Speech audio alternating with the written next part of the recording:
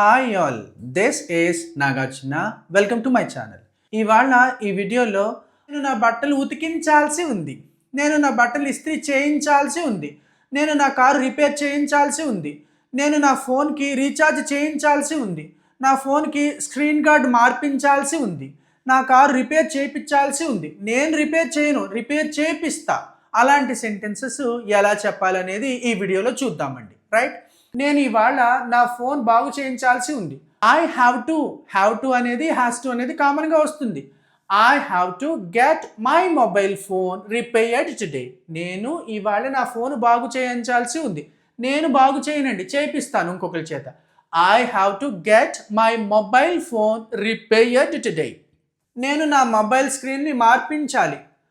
I have to get my phone screen, my mobile phone screen replaced. Next చూద్దాం, third sentence అండి. నేను నా షూస్ని పాలిష్ చేయించాలి. నేను నా షూస్ని పాలిష్ చేయించాలి. I have to get my shoes polished. Right, POLISHED, polished. ఇక్కడ టాలా చదవాలండి. రైట్, నేను నా బట్టలు ఉతికించాలి. నేను నా బట్టలు ఉతకాలి అంటే ఐ హ్యావ్ టు వాష్. అలా అనట్లేదు ఇక్కడ. నేను నా బట్టలు ఉతికించాల్సి ఉంది, ఉతికించాలి.